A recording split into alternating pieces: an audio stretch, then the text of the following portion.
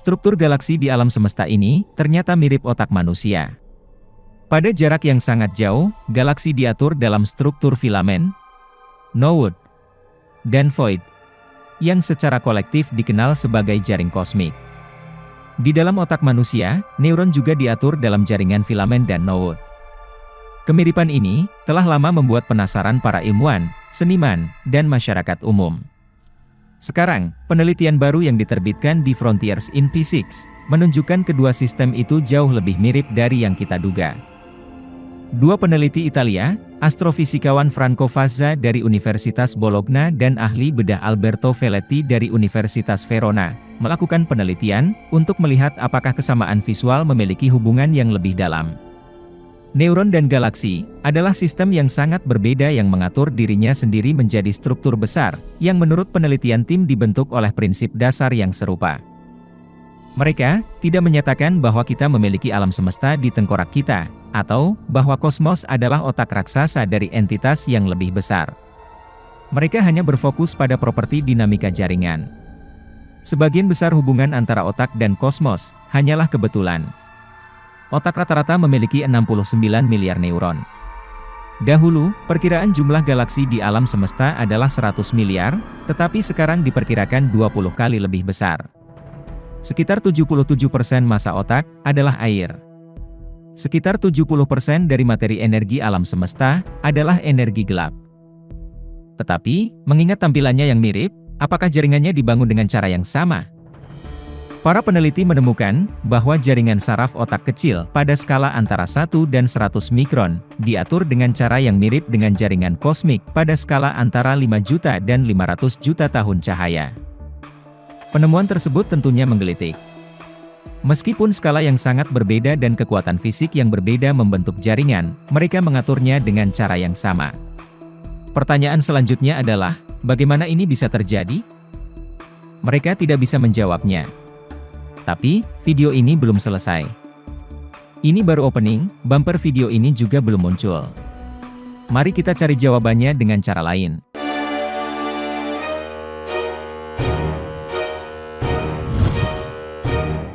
Dalam Hindu diceritakan, suatu hari ketika Krishna masih kecil, saat bermain di ladang, dia makan tanah liat. Teman-teman mainnya melaporkan hal itu ke Ibu Yashoda. Ibunya yang tak percaya, ingin membuktikan itu dengan menyuruh Krishna membuka mulutnya. Krishna lalu membuka mulutnya, dan sang ibu terkejut ketika melihat ke dalam mulut Krishna. Ibu Yashoda melihat seluruh alam semesta, pegunungan, lautan, planet-planet, udara, api, bulan, dan bintang-bintang di mulut kecil Krishna. Yashoda tercengang, dan mulai bertanya-tanya apakah dia sedang bermimpi atau benar-benar melihat sesuatu yang luar biasa. Dia jatuh ke tanah, dan tidak sadarkan diri. Dalam teori spiritual Taoisme dari Timur, juga meyakini bahwa tubuh manusia telah lama dipandang sebagai alam semesta kecil, sebagai sebuah mikrokosmos. Penjelasan sederhananya, sel dalam tubuh kita adalah bagian terkecil dari tubuh kita. Kemudian tubuh kita hanyalah sel dari entitas yang lebih besar dari kita. Selanjutnya, entitas yang lebih besar dari kita itu hanyalah sel dari entitas yang lebih besar lagi, begitu seterusnya. Dan mereka semua memiliki kesadaran masing-masing. Dan di antara mereka tidak bisa memahami kesadaran entitas yang lain karena berbeda frekuensi kesadaran. Kita ambil contoh sel kanker. Kanker adalah sel rusak yang menggandakan dirinya. Pertanyaannya, apa motivasi si kanker itu menggandakan dirinya? Padahal, si pemilik tubuh tidak menyuruhnya, dan bahkan tidak mampu menangkap apa kemauan sel kanker itu. Dalam tubuh manusia, ada banyak sel. Sel-sel itu, ketika dia bertumpuk-tumpuk dalam satu kesatuan dan memiliki fungsi yang sama, maka dia berubah menjadi jaringan. Jaringan adalah bagian dari organ, dan organ itu adalah bagian dari individu manusia. Nah, sel-sel itu ternyata memiliki kesadaran tersendiri. Dia itu bergerak untuk memfungsikan jaringannya. Tetapi di sisi lain, dia memiliki kehendak sendiri. Ketika dia itu tahu kalau dia akan mati, maka sebelum dia mati, dia sempat menggandakan dirinya dulu, agar ketika dia mati, organ terkait dengan hal itu tidak terganggu fungsinya, karena sudah digantikan oleh sel yang lain. Sel kanker sendiri adalah sel pemberontak. Maksudnya, kesadarannya itu adalah kesadaran yang benar-benar bisa membuat dia bertahan hidup dalam diri kita.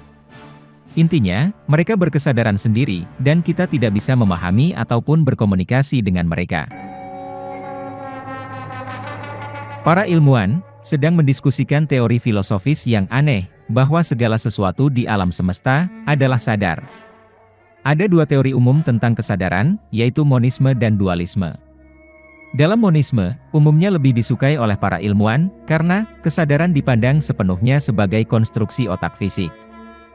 Sementara orang-orang religius dan tradisionalis, cenderung ke arah dualisme, yang memisahkan kesadaran iman dengan materi atau tubuh manusia.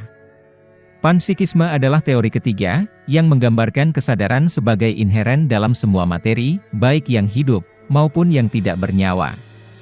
Alih-alih dibawa atau benar-benar terpisah dari otak manusia, kesadaran ada dalam segala hal, bahkan di kursi atau batu.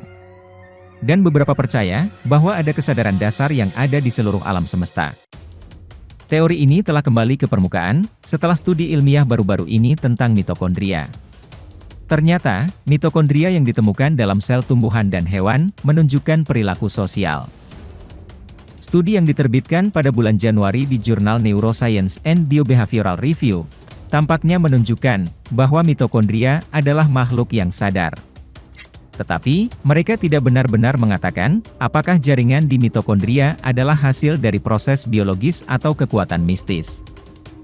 Komunitas ilmiah setelah Dr. Martin Pichard dan ilmuwan Swiss Dr. Charmaine Sandi menyatakan bahwa mitokondria berkomunikasi satu sama lain dan dengan inti sel, menunjukkan pengelompokan dan saling ketergantungan, menyinkronkan perilaku mereka, dan berspesialisasi secara fungsional untuk memenuhi fungsi tertentu dalam organisme. Mitokondria dulu dianggap sebagai pembangkit tenaga sel, lebih seperti baterai. Studi ini mewakili pergeseran teoretis dalam pemahaman mitokondria untuk memfasilitasi penemuan masa depan di semua disiplin ilmu. Seorang filsuf dan penulis buku Panpsychism in the West mengatakan bahwa ketidakmampuan untuk menjelaskan kesadaran secara ilmiah adalah salah satu frustasi terbesar bagi komunitas ilmiah. Galileo berkata, jika kita menginginkan ilmu matematika, kita harus mengeluarkan kesadaran dari ranah sains. Kesadaran yang saya maksud, bukanlah kesadaran diri atau kapasitas untuk merefleksikan keberadaan diri sendiri. Maksudnya adalah pengalaman, kesenangan, rasa sakit, pengalaman visual, atau pendengaran. Manusia memiliki pengalaman yang sangat kaya dan kompleks, namun hewan kurang begitu. Saat kita beralih ke bentuk kehidupan yang lebih sederhana, kita menemukan bentuk pengalaman yang lebih sederhana. Ketika manusia diam, selalu saja ada yang dipikirkan. Namun, apa yang dipikirkan hewan ketika dia berdiam diri?